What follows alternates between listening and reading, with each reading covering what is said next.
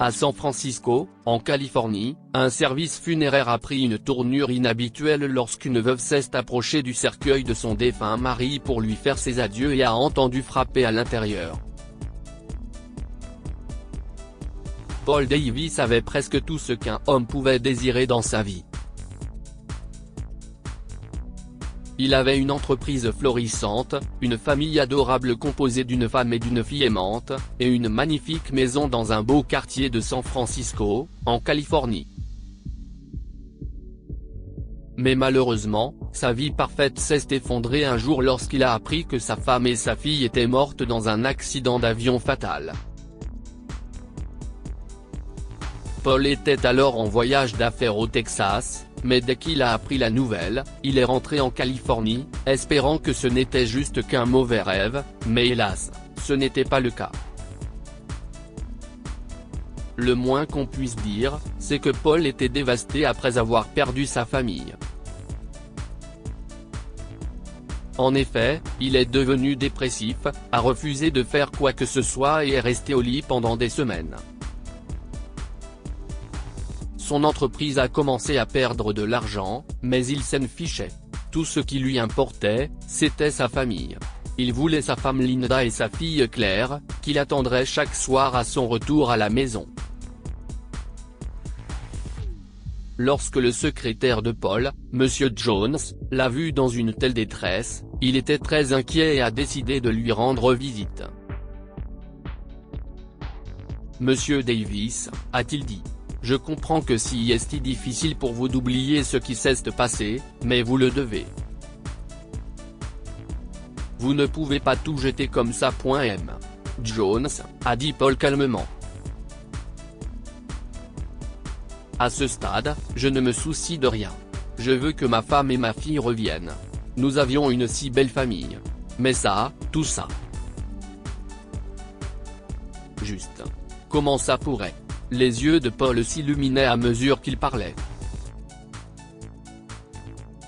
Monsieur Jones travaillait avec Paul depuis le début de l'entreprise, soit depuis près de 15 ans à l'époque.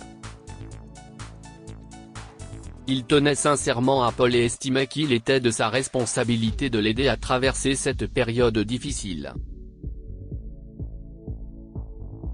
Pour ce faire, M. Jones s'est donc mis progressivement à lui confier des tâches de bureau pour détourner son attention de sa famille. Parfois, il faisait exprès de faire des erreurs dans les rapports de l'entreprise, et quand Paul l'a vu un jour, il était furieux. « Monsieur Jones, s'est-il écrié. Ces rapports n'ont aucun sens. Si les employés continuent à travailler comme ça, nous allons faire faillite.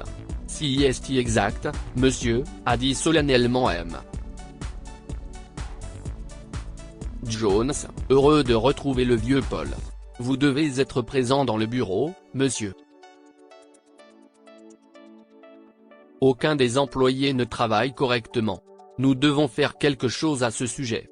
Paul était d'accord avec M.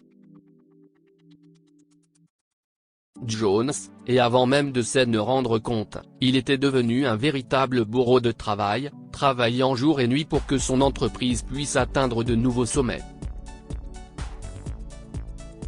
Bien évidemment, cela a fini par porter ses fruits, au point que Paul est devenu millionnaire, et que récolter des millions de dollars pour lui est devenu une tâche simple.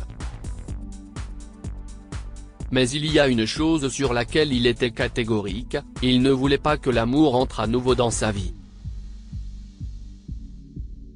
Il avait fermé son cœur à l'amour après avoir perdu sa femme et sa fille, jurant de ne plus jamais être blessé. Mais plusieurs années plus tard, alors qu'il avait 81 ans, le destin lui a fait rencontrer Laura, une stagiaire de 23 ans travaillant dans son entreprise et qui ressemblait à sa défunte épouse, Linda. C'était une jolie brune aux yeux vert noisette. Paul a eu le coup de foudre pour elle, et la jeune femme n'a pas hésité à accepter son amour. Ainsi, après quelques dîners dans des hôtels exotiques et une année de vacances dans l'un des meilleurs endroits du monde, Laura a demandé l'homme âgé en mariage. Paul a dit oui sans hésiter, Puis les deux se sont mariés dans l'une des salles de banquet les plus exquises de Los Angeles. Paul n'était pas un imbécile, cependant. Il savait que Laura n'était pas amoureuse de lui mais des millions de dollars qu'il possédait. Mais il se souciait sincèrement d'elle. Elle lui rappelait tellement Linda, et il souhaitait pouvoir rester avec elle jusqu'à son dernier souffle. Malheureusement, ses espoirs ont été anéantis lorsque M. Jones l'a informé que sa jeune épouse le trompait avec son rival en affaires, Kevin. M. Jones avait d'ailleurs apporté des photos et l'enregistrement des appels de Laura, prouvant que Laura et Kevin étaient ensemble depuis 4 mois.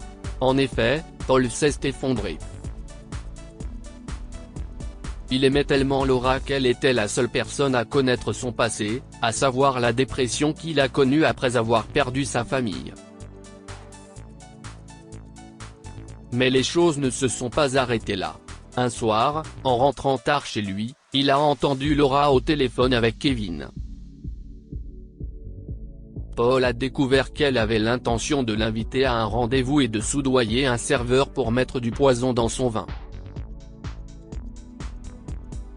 Sa mort semblerait naturelle, car le poison aurait provoqué une crise cardiaque, et personne ne se serait douté de la mise en scène. Paul était dévasté. Ce soir-là, il n'a rien dit et est allé directement au lit. Mais à partir de ce jour, l'homme était à nouveau triste. Monsieur Jones l'a senti et a demandé à Paul de divorcer de Laura. Mais Paul a refusé, disant qu'il lui donnerait une leçon à sa manière et qu'il avait déjà un plan en place. Ne supportant pas la trahison, et il était décidé à faire regretter à Laura ce qu'elle avait fait. Aussi, lorsque Laura est venue lui parler un soir pour l'inviter à un rendez-vous, Paul a accepté son invitation. Le lendemain soir, ils ont eu un dîner romantique au bistrot de l'Ardoise. Paul a bu quelques gorgées du vin que le serveur avait apporté, et avant que le repas n'arrive, il était par terre, inconscient. Laura a immédiatement appelé l'ambulance et l'a emmené à l'hôpital. Cependant, après l'avoir emmené là-bas, elle est partie rejoindre Kevin. Paul était tellement amoureux de Laura qu'il lui avait légué tous ses biens par testament, et Laura le savait. Ainsi, sur le chemin du retour, elle était excitée à l'idée de vivre une vie luxueuse avec l'argent de son mari. Les médecins, quant à eux, ont déclaré Paul mort à la suite d'une crise cardiaque. Mais en annonçant la nouvelle à Laura, ils ont tout de même demandé à celle-ci si elle voulait procéder à une autopsie. Cependant, elle a refusé, faisant semblant de pleurer de façon inconsolable, disant qu'elle ne voulait rien. Le jour suivant, une Laura ravie, prétendant être une épouse dévouée, a planifié les funérailles de son mari dans son gigantesque manoir en Californie. Lorsque le cercueil de Paul est amené à l'intérieur, sa femme Laura se tenait à côté de lui et sanglotait de façon incontrôlable, pleurant la perte de son mari bien-aimé. Tous ceux qui l'ont approché aux funérailles lui ont assuré que tout irait bien. Plus tard, lorsque le cercueil de Paul est transporté au cimetière, le prêtre lui a demandé de s'avancer et de faire un dernier adieu à son mari. Laura a fermé les yeux et a joint les mains. « Paul, je t'ai beaucoup aimé, chéri. Tu étais le plus merveilleux des maris. J'ai eu beaucoup de chance de te rencontrer », a-t-elle dit. « Je sais que nous ne sommes pas physiquement ensemble, mais j'espère que tu es heureux où que tu sois », a-t-elle poursuivi. « Je t'aime, chérie, et j'espère te revoir dans la prochaine vie », a-t-elle dit en terminant son discours. Mais juste à ce moment-là, elle a entendu frapper à l'intérieur du cercueil. Pensant au début que c'était juste son imagination, Laura a fini par croire que ce n'était pas le cas, lorsqu'elle a entendu un autre coup venant de l'intérieur du cercueil. Ce point ce n'est pas possible, a-t-elle marmonné lorsque les coups sont devenus plus forts. Confus par la situation, tout le monde à l'enterrement a murmuré « et M. Jones a fini par aller vers le cercueil et l'ouvrir. Laura était choquée et terrifiée lorsque Paul s'est levé du lit du cercueil en toussant. Monsieur Jones l'a aidé à sortir, après quoi l'homme a exposé sa soi-disant femme devant tout le monde. « Je suis désolé, tout le monde », s'est excusé Paul. « Je ne voulais pas vous blesser, mais je devais faire cela pour démasquer ma femme, qui ne s'intéresse qu'à mon argent. Ma secrétaire m'a suggéré de divorcer, mais je voulais lui donner une leçon. J'ai donc conçu un plan. Ma femme adorait la gloire et l'argent qu'elle recevait de moi, alors je me suis dit que j'allais la démasquer à sa façon, devant le public. Cet après-midi-là, Paul a révélé que Laura avait prévu de le tuer pour son argent et qu'elle sortait secrètement avec son rival. Il a également déclaré qu'il avait accepté le dîner parce que, avec l'aide de M. Jones, il avait identifié le serveur qui avait accepté le pot de vin de Laura. Il n'y a jamais eu de poison dans le vin, et l'évanouissement et la mort n'étaient que des actes visant à faire éclater la vérité. Paul avait également ordonné à Monsieur Jones de faire venir les policiers sur les lieux pour arrêter Laura pour ses crimes. Il a remis toutes les preuves qu'il avait, ainsi que le témoignage du serveur qui était impliqué avec Laura. Kevin a été traqué et arrêté aussi. Et plus tard, lorsque tout est terminé, Paul a annoncé devant tout le public qu'il a changé son testament et qu'il fait don de tous ses biens à des œuvres de charité, en particulier à des orphelinats, pour aider les orphelins à avoir une vie meilleure, car lui aussi était orphelin. Que pouvons-nous apprendre de cette histoire? La cupidité ne vous mènera nulle part. Laura en voulait à la richesse de Paul et prévoyait de le tuer, mais elle a fini par se retrouver en prison. Si tu fais du mal aux autres, tu seras puni tôt ou tard.